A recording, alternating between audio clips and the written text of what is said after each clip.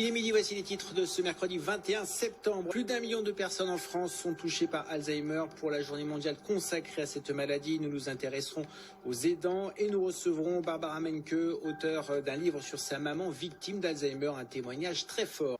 Barbara Menke, bonjour, vous êtes chargée de communication à l'Association des pompiers de l'urgence internationale et vous venez de publier ce livre « Maman ne m'oublie pas », consacré, on l'aura compris par son titre, à la maladie d'Alzheimer dont souffre votre mère.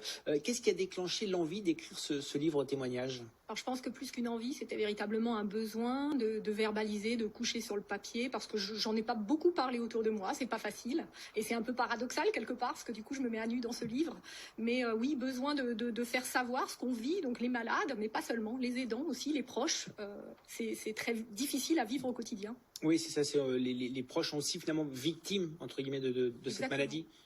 Comment vous le vivez au quotidien? Comment ça se passe? Moi, je suis dans une situation un petit peu particulière parce que je vis sur Limoges, je travaille sur Toulouse, ma mère est en banlieue parisienne. Au moment où je vous parle, elle est dans un EHPAD. C'était pas le cas au moment où j'ai commencé à écrire ce livre.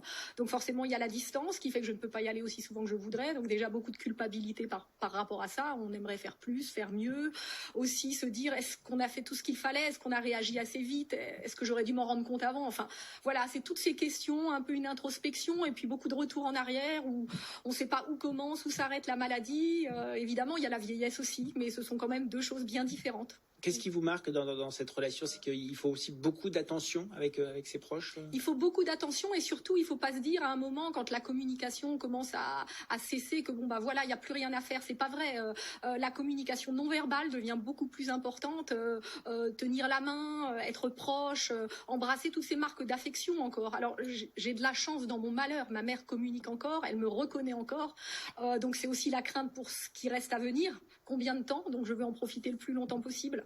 Et en tout cas, poursuivre ces échanges. C'est d'autant plus difficile qu'il n'y a malheureusement toujours pas de traitement. On n'arrive pas à soigner cette maladie. Voilà, donc aujourd'hui, il y a beaucoup de maladies, hein, évidemment, on pourrait parler de toutes, mais pour beaucoup, il y a aussi un traitement, des choses à faire. Là, on peut retarder quand il y a eu un diagnostic précoce, mais en aucun cas arrêter la progression de la maladie. Quel message vous voudriez transmettre éventuellement à ceux qui vont lire ce livre? C'est qu'on est beaucoup dans ce cas-là, en fait, et que, hélas, la maladie d'Alzheimer, ça va continuer à progresser, hein, la population vieillit, on peut tous avoir la maladie d'Alzheimer un jour, et il faut surtout cesser de stigmatiser les malades et la maladie. Parce que c'est vraiment quelque chose qui peut toucher tout le monde. Merci beaucoup, Barbara Menke. Je rappelle, Maman ne m'oublie pas, disponible bientôt dans toutes les librairies aujourd'hui. Sur Limoges dès aujourd'hui, et puis aussi sur une grande plateforme de vente sur Internet. Merci beaucoup et bon courage. Et on salue tous ceux qui s'occupent justement des personnes atteintes de la maladie d'Alzheimer.